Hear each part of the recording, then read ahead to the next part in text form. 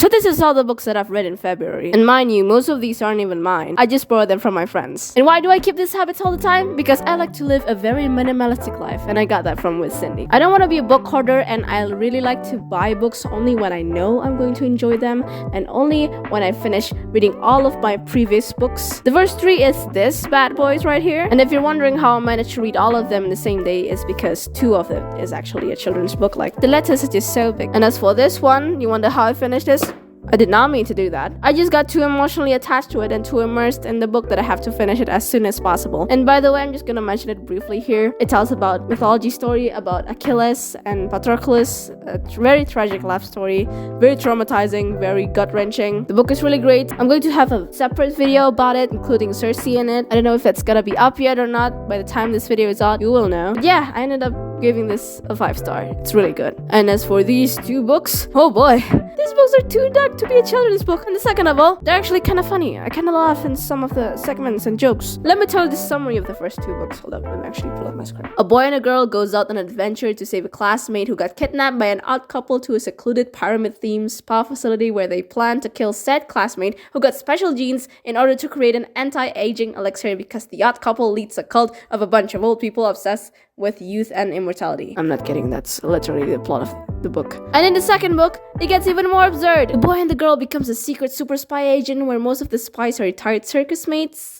Not the point. Goes out to save the world again from the yacht couple who's hunting down a cannibalistic homunculus gremlin cabbage creature that's a guardian of the tomb of a person who knows the secret recipe to immortality. What is actually going on in this book? There's a total of 5 of this book, by the way, in like one series. The author is really something when they're writing this. Now that I've told you the entire plot of the first 2 books, I'm actually gonna read you some of the lines that I found funny in like the second book because I forgot to mark the first one. The protagonist girl, Cass, roasted the principal called Mrs. Johns, and she said, "Why did you send emails?" Cass asked Mrs. John. "All that paper, it's killing trees for no reason. I thought you were the principal with principles."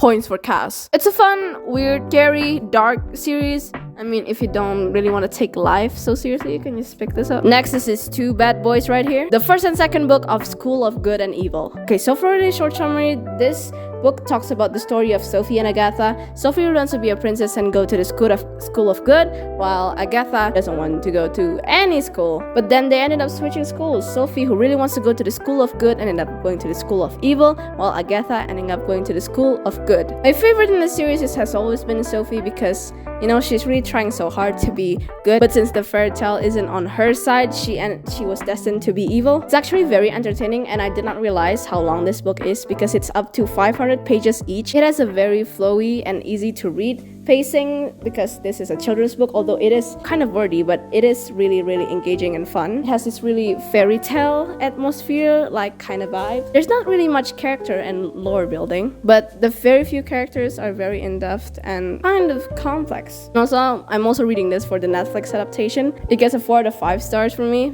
I really enjoyed it. I don't really care if it's not deep or heavy or whatever. It's a great book. It's just nice. These next 3 are actually my book. I know they're short books. I first read Alice because I got this book as a gift from my best friend. Thank you, by the way. And it's odd. Well, it is Alice in Wonderland. I'm always curious of trying to read the original source of these type of stories and fairy tale. It's a 3 star. It's fine. It doesn't really do anything for me, although it's kind of nice now that I know what the original story is like. Second one is Coraline, and this got a 4 star from me on Goodreads. I love the Tim Burton movie on stop motion, and I have been wanting to get on the original book ever since, and I finally got it on Amazon. Let me tell you, it is scarier than the movie, alright? I actually marked a lot of pages where I was actually really scared, and mind you, I read this in midday. Imagine if I read it at night. Neil Gaiman's writing is charming, iconic, I really love it. I cannot believe this is a children's book. Let me actually read you some of the lines that scared me. I mean, you tell me this book is not scary, then what is this then? There's a lot of really scary illustrations. There's a scene where Coraline goes to the movie theaters to collect the souls of the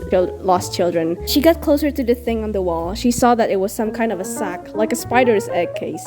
It twitched in the light beam. Inside the sack was something that looked like a person, but a person with 2 heads, too many arms and legs as it should have. The creature in the sack seemed horribly unformed and unfinished, as if 2 plasticine people had been warmed and rolled together, squashed and pressed into one thing. Oh, can you just imagine that for a second and tell me that doesn't creep you out? Another one. In that dim light, it took her several seconds to recognize it for what it was. The thing was pale and swollen like a grub, with thin, stick-like arms and feet. It had almost no features on its face, which had puffed and swollen like a risen bread dough. The thing had 2 large black buttons where its eyes should have been. This is the other father we're talking about. I'm sorry if you haven't watched the movie, but basically, it's just another father. Turns out to be a puppet. In the original book, it actually attacked Coraline because he's afraid of the witch and he doesn't want to get hurt no more. The thing froze in place. It threw its pale head back blindly and opened its mouth horribly wide, and it roared in anger and frustration. Then, all in a rush, the thing swept toward the place where Coraline had been standing. And then she went on this for Assassin's Creed to get out of this really dark room where the other father had been. It was, man, this is a children's book. Like look at the cover. What is this?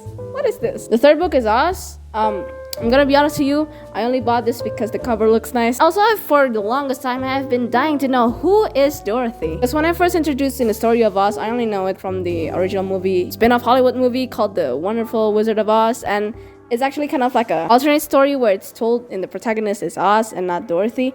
But now I know who Dorothy is. Little girl from Kansas got swept out of a tornado to the wonderful, magical world of Wizard of Oz. It's meant, I'd give it a solid 2, a very, very light 3. There's not really anything that I annotate because it's just not that interesting. Except there's this one part where the characters, I thought, saying some pretty philosophical things. She'll ask for brains instead of heart, for a fool would not know what to do with a heart if he had one. She'll take the heart, return the Tin Woodman. For brains do not make one happy, and happiness is the best thing in the world. That was kind of cute for a children's book. That just got deep for a second. More or less, it's boring. Next is Hamnet. Looking at my book log, I remember asking to myself, why did it take so long for me to finish this book? Then I remember. I was having a hard time, yeah. I remember reading this book, there was a lot of known words that I had written down in my notes. It was set in the late 16th century. Got this recommendation actually from Jack Edwards, you should check him out. He said it to be a modern classic and he's not wrong. I ended up giving it a 5 star. Hamnet is actually what inspired Shakespeare in one of his most popular plays, Hamlet. So Hamlet is basically Shakespeare's son. In this book, he died out of a plague, but it's still kind of like a assumption because we don't know for sure. We have to remember that this is fiction. One thing that particularly stood out for me, the name Shakespeare never mentioned once in this book. I guess it's kind of nice, because at the end he's just a man, he's just the dad of someone, the husband of someone. The true protagonist of this is actually Agnes, and Agnes is Hamnet's mom. Agnes has a really cool pet bird that can slice you off. Also, has psychic abilities. What I want you to notice is you can see here, I don't know if it's gonna focus on it, that I've marked the chapter, every chapter here with a blue mark until it stops right here, and that's when Hamnet died. I am dead, thou livest. Draw thy breath in pain to tell my story. Hamlet Act 5, Scene 2. And there was a big shift right here, and that's where we focus on how Hamlet's death affect the family and how the family grieve and cope with it. It's really good. It gets you hooked. I kind of have to say, as a non-native English speaker, it was kind of hard for me to get into it because there's a bunch of new vocabularies that I didn't know because it's just set so long ago, a few centuries ago. I end up really liking it. It's a 5 star, very poetic language. Da, da, da, da, da, da. Can you actually see it? You don't need to have ideals to live your life, only standards of actions. People don't like you because you don't care whether people like you or not. That too are one of the many iconic quotes that I got from Norwegian Wood. Now, a lot of people said this book is really good, they loved it. My friend group is kinda different, however. Call them Blair and Blake. You see, this book is actually Blair's. And Blair hated this book. Traumatizes her. Thinks it's weird and it's funny in a very off-putting kind of way. He thinks it's disgusting in some parts, and I agree. Going into this book, let me just tell you the honest thing. I was not warned that it's going to be a sex scenes between a 13-year-old girl and a 31-year-old woman in a student-teacher scenario in a piano class. Let that sink in. What the fuck is that? I remember, I think the scene was on page 203 or something, and when I read that part, I was so pissed and confused, and it had taken me aback so much out of the immersion of the book that I have to just step back, and I was actually considering of not finishing it, but because of this video, I have to finish it. What was the reason? What was the reason, Murakami? What was the reason? There, literally, it's not even a major plot, and it didn't even affect the way the protagonist. Why do you have to pick that such specific, like, why? After that really off-putting and very weird scene, the book got into its normal pacing and writing and style. And I enjoyed it throughout the end, but yeah, that was very, very weird. The book was actually pretty neat, but that scene alone dropped 1 star for me. I ended up rating it from 4 to 3. I mean, why the hell would you do that? Why would you put the conflict there? What was the reason? What was the reason? I can't believe y'all wouldn't mention this to me. You sick fucks. My favorite character in the book is Midori and Nagasawa. I just think they're neat and unapologetically themselves. This book just traumatized me for life. But hey, at least I got a nice playlist out of it. Oh yeah, also about the Blair and Blake thing. Blair hated this book. Blake loved this book. You can bully him in the comment section. You're welcome. The last book that I've read in February is The 7 Husbands of Evelyn, Hugo. Now, all of you have been raving about this book for years and have been non-stop talking about this book and say it was like so good.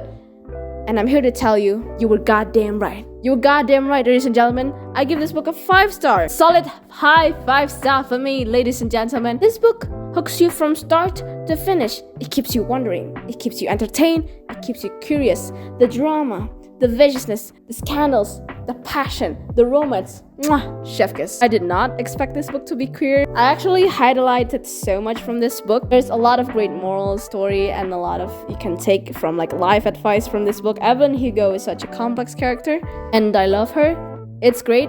And to put on the summary, basically this tells about old Hollywood glamour, about this really successful actress that's from rags to riches. She made it to the top from nothing. I don't need to tell you anything anymore about this book. It's great. Everyone's talking about how great it is. Just go read this. You'll enjoy it. And that's all for February wrap up. I hope you enjoyed this video and